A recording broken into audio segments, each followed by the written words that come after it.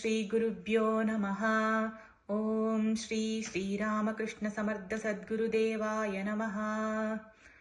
కర్మ ధ్యానము. ఈ జ్ఞానాన్ని మనకు అందించిన శ్రీ ఆధూరి ఉదయభాస్కర్ గురువు గారికి నా పాదాభివందనం. చదువుతున్నది శ్వేత.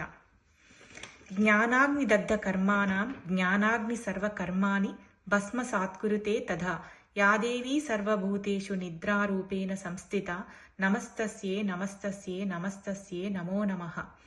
మనకు ఏవైనా శారీరక ఆర్థిక కుటుంబపరమైన సమస్యలు ఉంటే అంతా నా కర్మ అని బాధపడతాము. అది మానివేసి గత జన్మల్లో ఎటువంటి దుష్కర్మలు చేశామో తెలుసుకొని మాస్టర్స్ సహాయంతో వాటిని పోగొట్టుకోవచ్చు. కావలసిందల్లా కర్మాధ్యానం చేసి ఆస్ట్రల్ మాస్టర్స్తో అనుసంధానం అవ్వడమే. నిద్రపోయే ముందు కాసేపు ధ్యానం చేసి తెల్లవారుజామున మెలకువ రావాలని మాస్టర్స్ని కోరుకొని నిద్రపోండి. తెల్లవారుజామున ఏదో సమయంలో మాస్టర్స్ ఖచ్చితంగా నిద్రలేపుతారు. అదే ప్రదేశంలో కళ్ళు రెండు మూసుకొని స్థిర సుఖాసనంలో కూర్చొని శ్వాస మీద ధ్యాస ఉంచి కాసేపు ధ్యానం చేయాలి.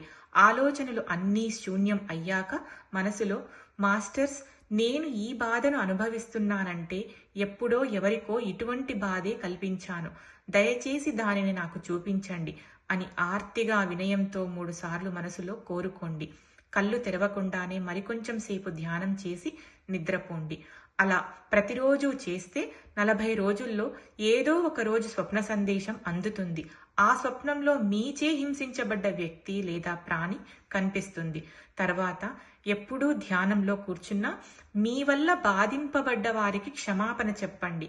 మీ క్షమాపణ యొక్క తీవ్రతను బట్టి మీ కర్మ దగ్ధమవుతుంది.